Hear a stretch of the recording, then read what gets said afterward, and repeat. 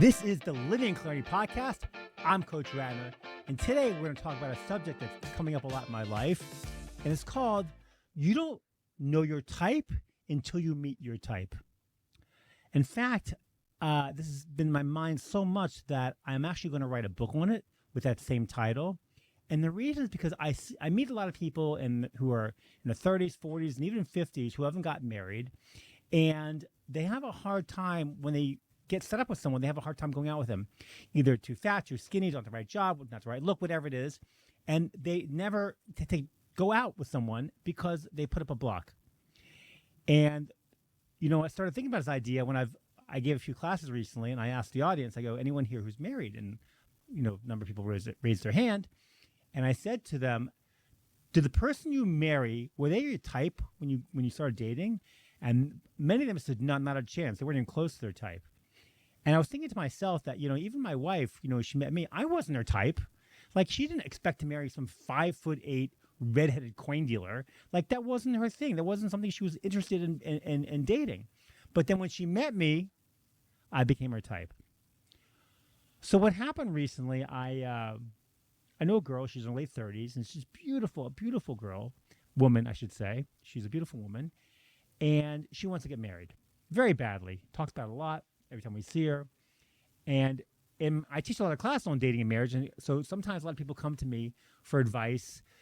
Maybe they need help getting set up. Maybe I'm not what we call a matchmaker, but I do that because really, I got to tell you, we've helped a few couples get together. In fact, tonight I'm filming this podcast. There's a wedding I'm not going to.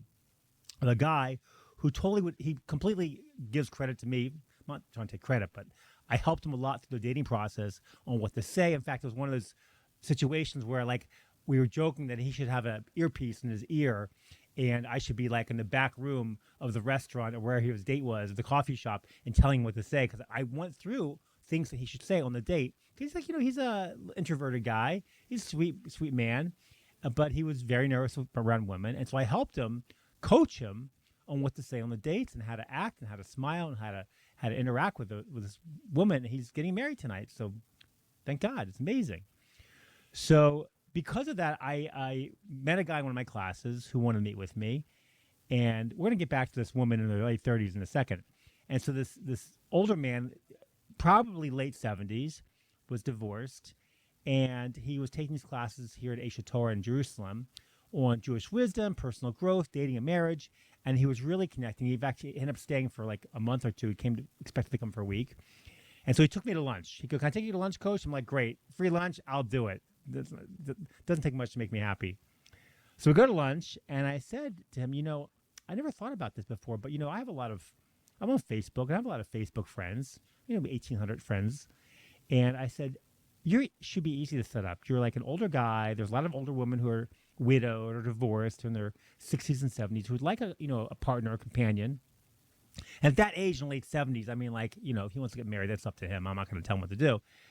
But he was looking for a partner, a companion to grow with, to spiritually grow with also. And so I put his picture up on Facebook, and I got a lot of responses because there are a lot of single women in their 60s and 70s who would like a nice man. He's really nice. And so I got a call from and I didn't expect one of my Facebook friends to say, oh, I want to go out with this guy, because most of my Facebook friends are probably, younger. There's some people in their 70s, but I know that they have a lot of friends.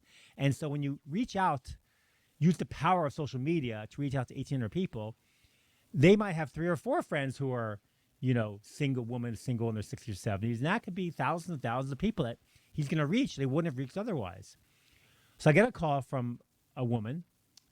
I guess she's one of my Facebook friends, and she said, can you vouch for this guy? I go, I don't really know him that well. I can't vouch for him, but I told her about him, and, don't go on me if this guy could be like a psychopath or something. I have no idea.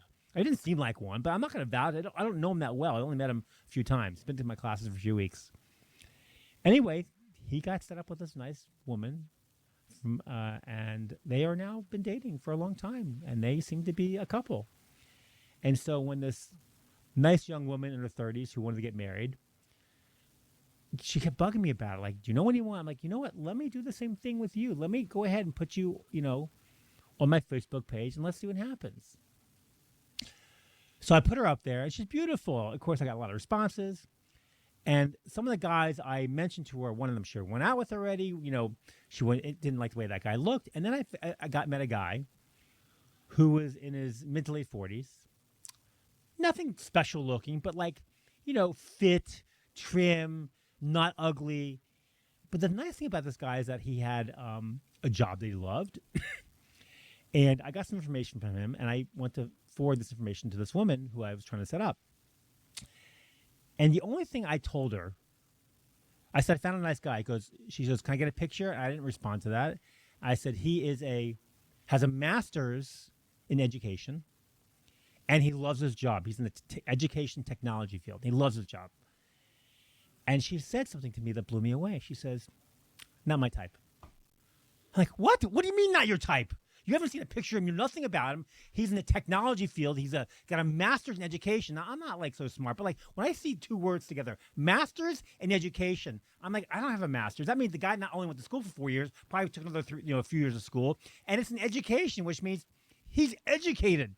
I mean, that's half the battle. I mean, the guy is not ugly. He's not overweight. He's got a job that he loves, which is a huge bonus. He's got a job, which is another bonus, and he's got a master's in education. What is going on here? And she said, he's not my type. And I wanted to strangle her. I wanted what do you mean he's not? You don't know anything about this guy. One thing you know, master's in education, he loves his job. What's going on? What do you mean? How do you know what your type's going to be? How do you know your type until you meet your type?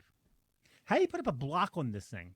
And so I ended up meeting at this guy. Actually, funny, I met this guy. I wanted to vet him because I've tried to set people up. I'm before I set them up, I kind of want to know them. So I met him out for coffee, and the guy was pretty cool. I mean, he met me. He was aware. He offered to buy me a cappuccino. Could I get you a coffee? I'm sure I'll take a cappuccino. What size? Whatever.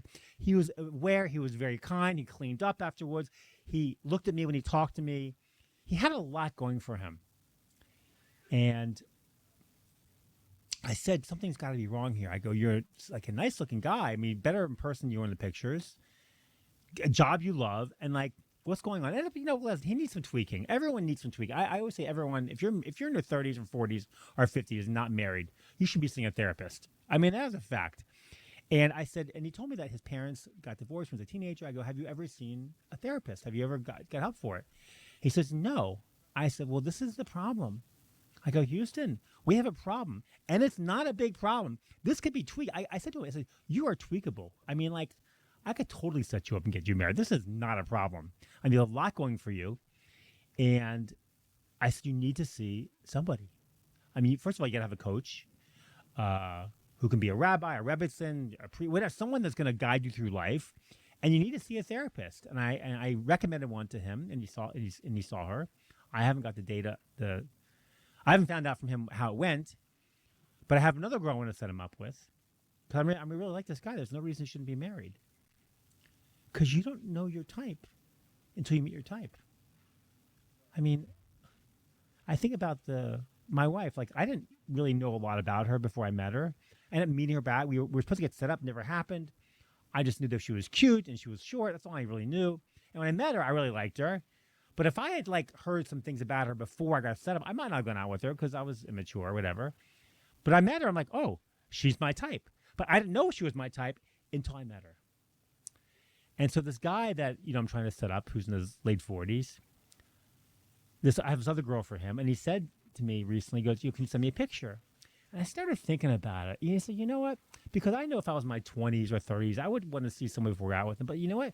If I have someone that's guiding me, if I have someone who's got wisdom, someone who's not someone knows what they're doing, and they're going to set me up, I shouldn't need to see a picture. And the reason why I think it's a detriment to see a picture is that if I send you a picture and you don't like the picture, you're not going to go out with her. Which means you could be missing out on the love of your life. The reason why I'm writing this book, You Don't Know Your Type Until You Meet Your Type, because I want everyone to find the love of their life. And I think it's possible if you go into dating realizing that you don't know what your type is because you haven't met your type. I look back at my dating scene, and I remember seeing a picture of a woman. She wasn't that great, but she was the sister of a brother who I really liked. I'm like, okay, I'll go out with her. She was gorgeous. Didn't work out. I mean, I liked her. She didn't like me. She was gorgeous. Stunning. Picture, nothing.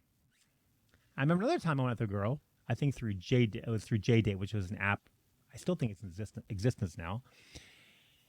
This is before a lot of these dating sites took hold. It was J-Date was the first one in my world, in my dating world. This is probably back in the 1990s when you had to dial up on the internet. And I remember seeing her picture, and she was gorgeous. And I went out with her, and she wasn't gorgeous. She wasn't my type. She wasn't like the person I wanted to date anyway, no matter what she looked like. But if she was like the person, if she was like my current wife now, I would date her. She was not bad looking. She just was not as gorgeous as the picture showed. Because there's an idea what I call first date bias. First date bias, so you have nothing else to go on. When you go out with someone on the first date, you have nothing else to go on except what they look like. After a few minutes of getting to know them, which, by the way, you really don't know them very well because you're probably nervous if it's the first date, that the picture doesn't do you justice. Like, if I show you a picture of someone who's gorgeous, you're going to go into the date with high expectations and probably get disappointed. That's the way things work. It's kind of like when you hear about, I remember seeing the movie, the musical, one of these big musicals on Broadway, and it had great reviews, and I went to see it, and I was disappointed. And the reason was it was talked up so much. And this is why if you ever go to the movies, it's best not to read the reviews, because when you read the reviews, you go in with perceived expectations, and you're probably not going to be as happy with the movie than if you went in with knowing nothing. Because then you're surprised. I remember watching a movie on a plane with Madonna and Guy Ritchie. It was called Shipwreck, maybe. It wasn't Castaway. That was with another movie. It was called Shipwrecked. And it got panned. And I didn't know. I watched the movie on a plane. I laughed. I thought it was cute. It wasn't a great movie, but I enjoyed it. I really enjoyed the movie. It was cute. And then after a few days, I was reading the paper and I saw the reviews on it, and it was like one of the worst movies of the year. It was 1999, whenever it came out. And I'm like, well, it's good I didn't read the review before I saw the movie because I wouldn't have watched the movie. It's kind of like dating. If you see the picture before you go on the date, you're going to have preconceived notions what this person's going to be like, what they look like, what they're going to act like, and you're probably going to be disappointed if they're beautiful pictures. And if they have ugly pictures, you might not go out with them at all. So you're putting a block up in your dating because you don't know your type until you meet your type. No one has I want to say it's rare for people to get married where they fit all the boxes of the person they're looking for. I mean, because you don't know. You don't know who you're going to fall in love with. There's so many different kinds of personalities in this world. So many different kinds of people. Even like, people say, I don't want to go with someone who's heavy. I got to tell you, once you've been married and you're in a passionate relationship, it doesn't matter what they look like. Because you're in love with their soul, not their body, not their looks. I mean, I tell my wife all the time, I don't care how much weight you put on. She doesn't put on weight. She looks great, but I don't care. She could be 500 pounds. I'm going to love her no matter what because I love her soul. I love her body too, but I love her soul. I love what's about. I love the inner part of her, and that's what makes a passionate relationship. Because looks only go so far. I mean, Brad Pitt, good-looking guy, but he has women in Hollywood who can't stand him. Angela Jolie, beautiful woman. I mean, stunning. She's one of the most beautiful women in the world. Yet there are guys who want to vomit when they see her. They can't stand her. So you have to get past the looks. You have to this is why I have an idea I call the 3-date rule. The 3-date rule states that you really need to give someone 3 chances when you go out with them. Because you don't know someone from one date. This is the Living in Clarity podcast, and I'm here at Faces International here in Jerusalem, where they're taking orders from soldiers, the families of soldiers, and displaced families here in Israel who need lots of supplies, need lots of help. Please donate today to facesinternational.co.il, and thank you so much for your support. I remember I was dating, especially someone who, if I saw a picture of her and she was gorgeous, I'm like, oh my gosh, I'm so nervous. And if I'm nervous on the first date, I mean, I'm sure women are nervous too. I remember taking to a restaurant, And I figured out pretty quickly, like, don't go to any Italian place, no pasta, no pizza. And I'd only order salad because, like, I'm worried, like, whatever I eat's going to spill on my shirt and I'm looking like a slob. I'm not the cleanest eater. I order salad, no dressing because it's going to get in your collar, no avocados, get caught in your teeth, no peppers, no carrot. Basically, just give me some plain lettuce. I mean, if I'm like that at a restaurant, are you going to get to know me on the first date? No, there's no way. How do you know me after one date? I mean, people at times I went out with someone with one date. Like, you don't know someone. That's why the first date bias takes hold. That bias is the better looking they are. The first date bias states the better looking they are, the more likely you are to have a second date because that's all you have to go on. I mean, the first date is like, what do you do? Where do you go on vacation? Oh, I like the bike. It's like, it's small talk. You have to get to know someone's soul because soul is an acronym. Soul stands for sharing our unlimited love. When you get in a passionate relationship, I have a book coming out called Infinite Marriage, the 4 phases of the love and relationship. And it talks about getting to that 4th phase of love, not just the commitment, not just the marriage, but getting to the 4th phase, which what I call never leaving. What I mean by that, it doesn't mean like you're never leaving if it's a bad relationship. I mean, it means you get to the point in a relationship where you know that there's someone better looking, someone who can connect you more emotionally, someone who's funnier, someone's a better cook, someone's got more money, someone's got bigger muscles, someone who's better in bed. All these different characteristics. There's always someone better than every single one. There always is. You're never going to find the person who's perfect in every aspect of your life. But when you realize, when you get to the phase of never leaving, you realize that the person you married isn't perfect, but you realize they're perfect for you. Because really, when you think about going to dating, who do you love the most? Hopefully yourself. Hopefully you have high self-esteem and you love yourself the most. Which means when you put your relationship into a merger, because marriage is about we, marriage is not about me. It's about we. When you make her part of you, from my perspective, you make him part of you, you love yourself the most. Therefore, if you make them part of you, you love them. And like I said, looks only go so far. If a person doesn't have a great personality, if a person doesn't connect to your soul, I mean, you might go out with them 3-4 times because they're good looking, but after that, you're like, okay, I can't see myself marrying this person. Even if they're stunning looking, great body, beautiful. I know it's hard. Like, you date people and that bias takes over. I know with a guy, it's different. A guy will go out, a guy will go out a long time with a woman just because she's good looking. A woman, not so much. If he's dating a guy that's a hunk, she'll go out with him 1 or 2 times. And after that, if there's nothing up there, we see, because women and men see things differently. Men see women outside in. We look at the outside first, then look at the inside. That's why we can date them for weeks without having any connection to them, emotional connection to them, a soul connection. But women, they look inside first, outside second. Imagine you're at a bar and you're with your best friend. 2 guys. And the guy sees a woman across the bar and he says, man, that woman's beautiful. And your friend says to you, oh, that's my cousin. You want to meet her? Yeah. And you go over and you meet her. And she's gorgeous, great body, beautiful hair, stunning face, clean, nice skin. And you're like drooling. And you start talking to her and you realize, you know what? There is nothing there. She is not that smart. And you know what you say to yourself as a guy? Because I probably did this. You say, you know what? She's just pretending to be stupid because she's so hot and so gorgeous that so many guys are going after her. She pretends to be stupid and she's really brilliant. And I'm going to go out with her and she's going to love me and she's going to be, like a genius and funny and smart and everything and you're like, and you go out with her a bunch of times. You finally figure out, no, this is the real woman. There's no way I can have a relationship with her beyond just a few dates. And in women, on the other hand, you have 2 women in the bar, and she sees a guy across the hall, and she says to her friend, that guy's a hunk. You go, oh, it's my cousin. You want to meet him? Like, yeah, I'll go meet him. And you go over to the bar and you start talking to the guy. And the woman realizes that the porch light is on, but no one's home. The guy's dumb as dirt. They say body by Nautilus, brains by Fisher Price. He's just dumb. As a woman, you're not going to go out with him. Not only is he not your type, he's never going to be your type. You just met him. He ain't your type. Well, you can meet a guy as a woman. You can meet a guy who's like average looking, 10 pounds overweight, He's got a decent job, and you start talking to him, you're like, oh my gosh, there's something about this guy that I connect to. And the more you go out with him, the better looking he gets.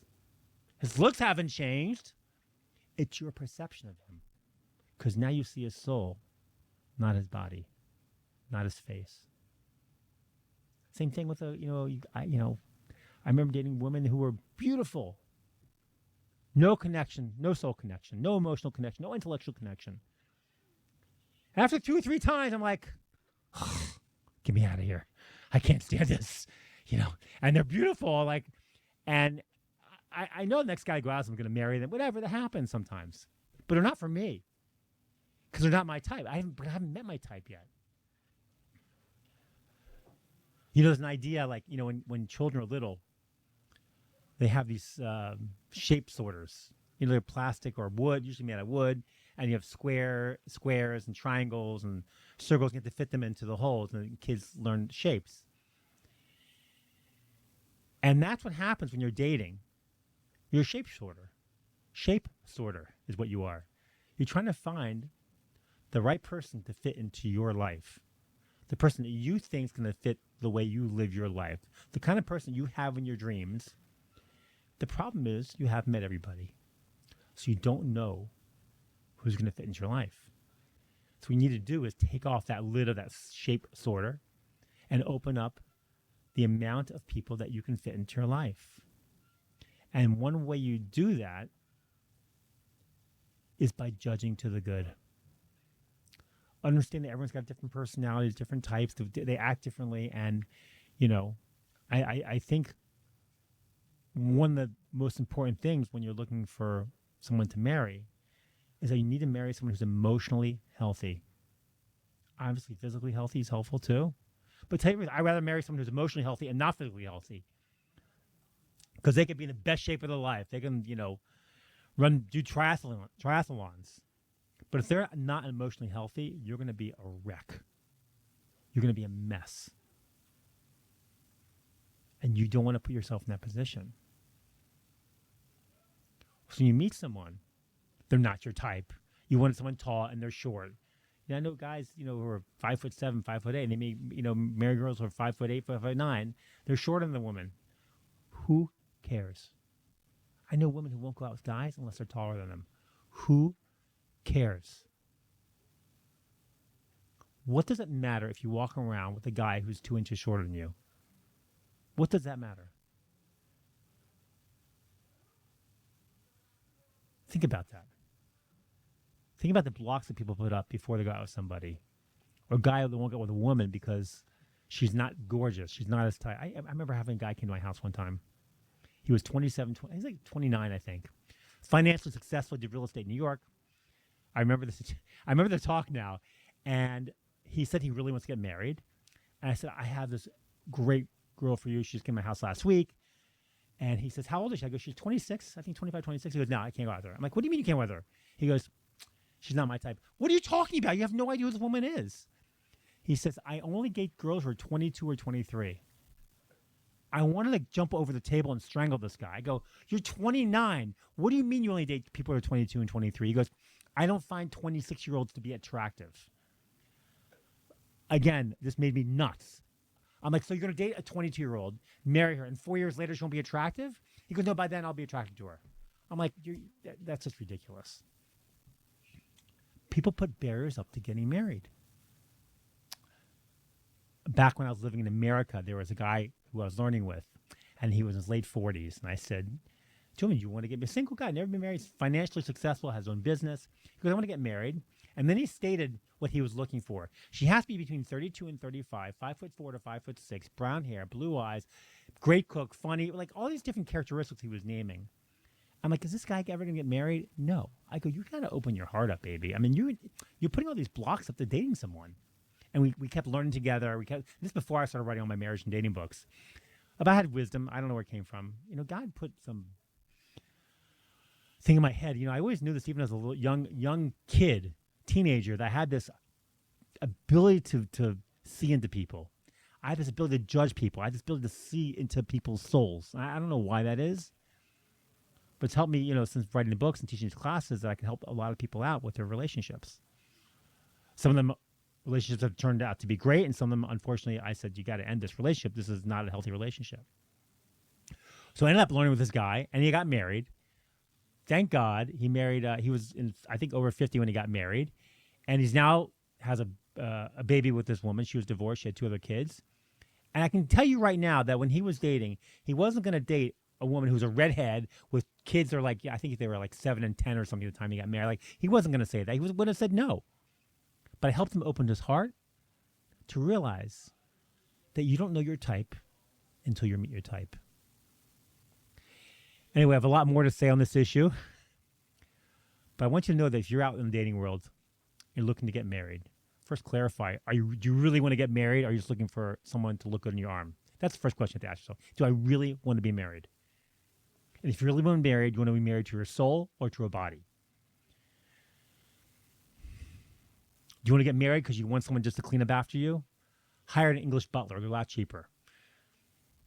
Relationships take work. Marriage takes work. It's about a merger of 2 souls. So I highly recommend you getting my book, Infinite Marriage, The 4 Phases of Love and Relationship. It should be out in 2024. And coming soon after that, after my book on self-esteem, I'm going to have the book called You Don't Know Your Type Until You Meet Your Type. This is Coach Radner here at Faces International Studio. There's a link before for Faces International. They're helping out families that have been displaced here in Israel. They're helping out soldiers and the families of soldiers who need a lot of help now. Please give generously. This is Coach Radner, and this is the Living in Clarity podcast. I'll see you next time.